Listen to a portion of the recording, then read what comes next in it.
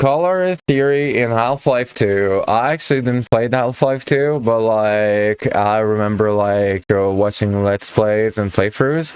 Don't forget to subscribe and leave a like to Angelica Tosh for like this. So color theory in Half-Life 2. I'm actually interested in this fucking topic. What can we learn about it? I just know that like basically like in the game you follow. It's similar to Mirror Edge in a way, I guess, or not. Maybe it was Mirror Edge. That I don't know. Color theory is one of the core elements of game design. It acts as a guide, a visual narrator, and a defining feature of the overall aesthetic of a game. When color is something that is carefully considered by developers, it works with your subconscious to drive certain emotions or highlight the different themes that are present in the narrative. Some games are characterized by bold, saturated colors that make your head spin at every turn. Others are more subtle, and they require some time for contemplation and reflection in order to be fully understood. Just because a game appears duller, more brown, or washed out at first glance, it does not mean that color doesn't play a crucial part in the game's overall design. It just means that you need to be more observant. The Half-Life series and adjacent titles are some of the most fascinating games to look at in terms of color theory. For this video in particular, I want to focus on the color theory in Half-Life 2, and how, despite the dominant dreary and bleak color palette, their infrequent use of bright and saturated colors was crucial in narrating the game's horror. Yeah, I actually like really messed up with like Mirror's Edge. It was Mirror's Edge, but like the color theory in Half-Life is similar to Mirror's Edge, so sci-fi and adventure elements, as well as aiding in world-class environmental storytelling. Before we get started, hi, my name is Angelica, and one of the most frequently asked questions on this channel are related to the crowbar that's usually in the background of my videos. I 3D printed this and it turned out to be the perfect prop for the background. I really like Half-Life and I thought that more people would get the reference, but it just caused a lot of confusion. Until today. Think of the crowbar as one of the symbols of this channel, just like the Elder Scroll that's also in the back. If I asked you right now, on the spot, to think of Half-Life 2's main colors, you'd probably think of something like this. These colors dominate the overall visuals of the setting, and they immerse you in the dystopian urban exploration that features throughout most of the game. It's quite down to earth and mundane, especially if you are somebody that grew up in Eastern Europe or in a post-Soviet country. These particular visuals are very close to home. This is yeah, it's not unrealistic. If you live in the right place, Half-Life doesn't seem so foreign at all. Like, coupled with how it appears that the game is set in late autumn or the fall. Some people are just not as lucky. You have dark, rotting leaves on the neutral concrete ground. With this, it feels like the game was very intentionally set at one of the least colorful times of the year. You're not getting the white with snow yet, but you're also past the stage of the golden or the reddish leaves at the start of autumn when they're still attached to the trees. Something about specifically having them scattered all over the ground next to the bare trees makes the color here feel like a nuisance.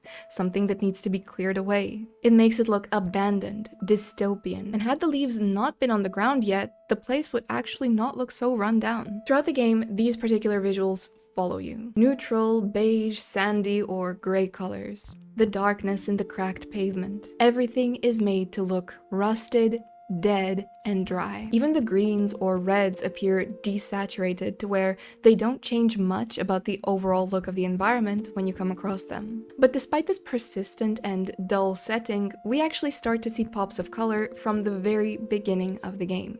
And these aren't just random instances or random objects. They are very important visual elements that bring forward the main themes and the game's genre. G-Man's insane blue eyes with the green and gold accents. If you look at the faces of anyone else in the game, nobody has anything even close to the stunning, saturated color of G-Man's eyes. The more you observe other people, the more you start to realize that he really isn't normal. There's something so otherworldly about him, like he's not even human, but he's some kind of deity or an alien. Don't let his suit and regular office guy haircut fool you. He's something more, and the game wants you to notice this, which is why it is the main focus literally in the first few seconds when you start playing and you get that opening cutscene. It definitely sets the tone for sci-fi immediately, but there's something more sinister there as well, maybe preparing you for the game's intense horror elements that you encounter later on. We also get a look at the signature orange color of Half-Life here as well. All of these bold and saturated images,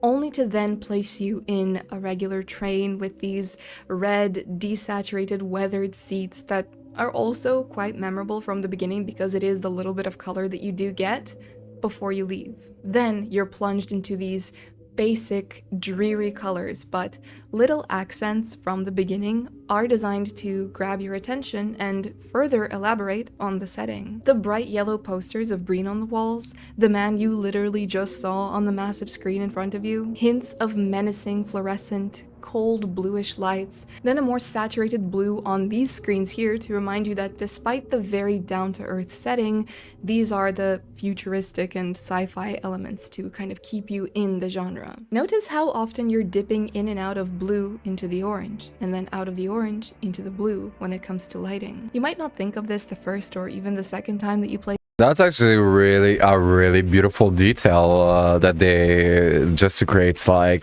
ambience.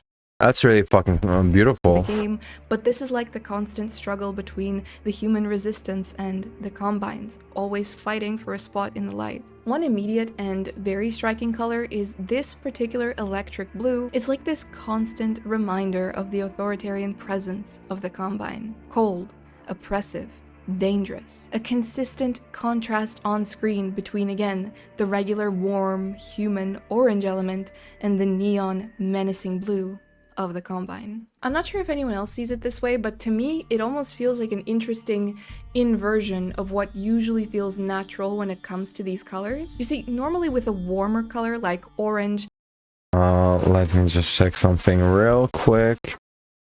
Okay.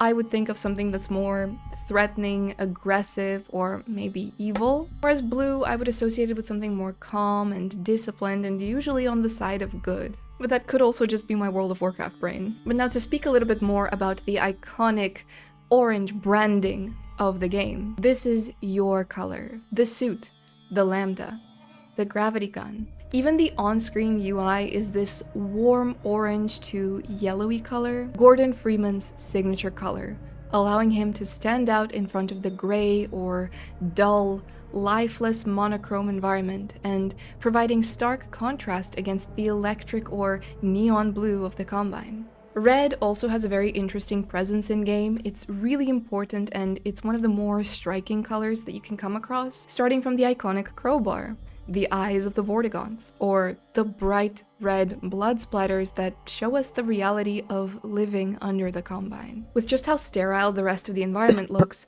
when you see those red splatters of blood, it's like this immediate visual sign or exclamation point that grabs your attention. The game also teaches us to look for more saturated colors as they are the objects that we likely may be able to interact with. They stand out from a distance, like the exploding barrels or loot crates. When everything is beige and gray or brown, washed out and unremarkable, any bit of color catches your attention, and as I mentioned before, it guides you from point A to point B.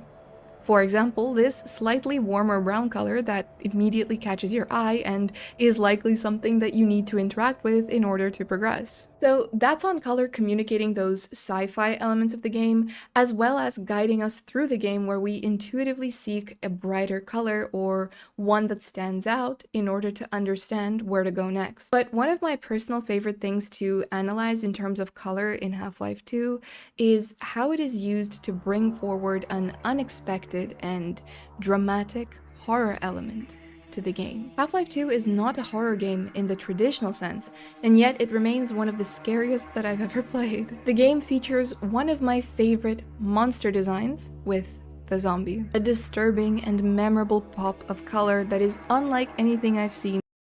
Yeah, technically, it's because to me it's not scary just because of because the graphics are like outdated, but like I can understand that. Other games. You have a white scientist jacket and blue jeans, covered in blood from head to toe and revealing the mutated organs of somebody that has been taken over by a head crab. It's this unnatural neon orange of the lungs, with remnants of their ribcage poking out also. You will meet a few of these at random points, but they truly set the perfect stage for them with the Ravenholm chapter. First of all, this chapter occurs at nighttime, so the added safety of daylight and good lighting is not present. This chapter is all about the lighting hierarchy that works in harmony with colors to create a true horror environment. That highlight from the dark tree that shows the pair of blue jeans hanging from it, we all remember the blue jeans. A wooden shed with blood splatters all over the walls and the floors. An uncomfortable, sickening yellow light that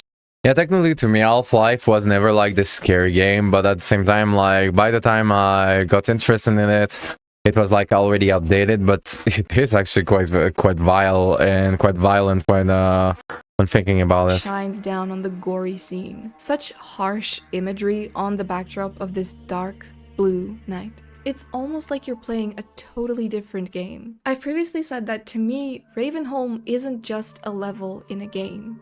It is like its own plane of oblivion. When actually playing the game, it feels like the chapter isn't really that long, but for some reason in my mind, it's this really big and prominent part of the game. The visual contrast from the previous chapters, and indeed the chapter that follows immediately after, feels like falling into and then waking up from a nightmare. It's like dipping in and out of a sauna into an ice bath with the radical changes that are primarily conveyed through that careful use of color. I found a post on Reddit from quite a while ago where somebody put together the successive frames, or the average color of the successive frames from full YouTube playthroughs of the games. That's what no Half-Life 3 does to a community. But anyway, notice just how dull most of Half-Life 2 is in reality. It's very neutral, very bleak, and yet bright and vibrant colors play such a massive role on the screen throughout actual gameplay. More muted colors, like you can see that like here there's like a lot of like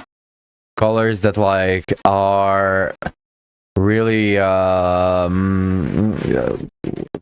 let's say a punch to it are visible, where here it's like a lot of muted colors that just work well together. We can clearly see that in reality there isn't all that much saturation, but when thinking back to the game, you will 100% remember it for the colors that stood out against this kind of background. Yeah, Also, completely. notice the contrast between Half-Life 2 and Half-Life 2 Episode 1, where you do get into the Citadel and you're like in the heart of enemy territory. I love how that's just instantly recognizable despite these literally just being colors on a screen. Viktor Antonov, who sadly passed away last year at just 53 years old, was a genius when it came to this environmental storytelling through careful and clever use of lighting, colors, and a focus on visual harmony. You'll notice throughout Half-Life 2's chapters, there really isn't a place where everything will be super packed or overdone in terms of color. There seems to be a sort of limit, which is why chapters can be recognized even just by the colors that are present in the environment. In this way, Half-Life 2 really is a game that makes you feel something,